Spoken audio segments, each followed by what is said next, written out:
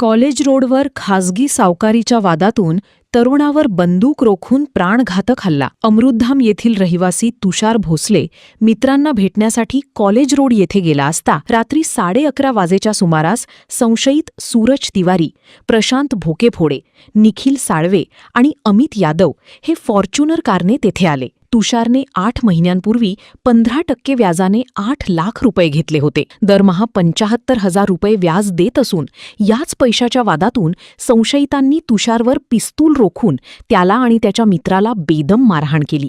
या हल्ल्यात तुषारच्या डोक्याला आणि अन्य भागात गंभीर दुखापत झाली असून गंगापूर पोलीस ठाण्यात तक्रार दाखल करण्यात आली. मात्र तक्रार देऊनही पोलीस कारवाई करण्यास टाळाटाळ करत आहेत, असा आरोप जखमी तुषार भोसलेवाने केला आहे.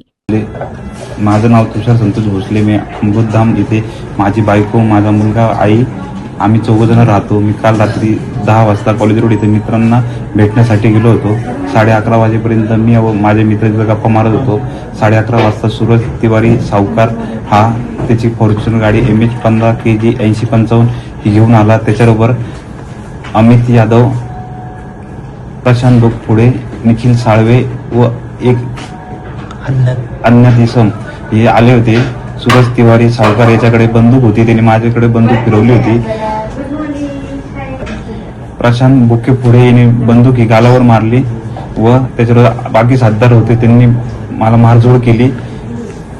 माझ्या हाताला, पोटाला चाकू, त्यांच्याकडे काहीतरी हे धारदार शस्त्र होते, त्याच्याने मारली. मी काल रात्री पोलिसांना कंप्लेंट पण केली होती. इथं दवाखान्यामधनं पण गेलेली होती. मला असं वाटतं पोलीस मला सहकार्य करतील आणि सूरज तिवारी सावकार याच्यावर कारवाई करतील. या घटनेमुळे नाशिकमधील खासगी सावकारांच्या दहशतीचा प्रश्न पुन्हा एकदा ऐरणीवर आला आहे. त्यामुळे कायद्याच्या बालेकिल्ल्यात पोलीस अशा खासगी सावकारांना देखील कायदा दाखवतील का, असा प्रश्न या निमित्ताने उपस्थित होत आहे. गुड्डू शेख, दिशा न्यूज,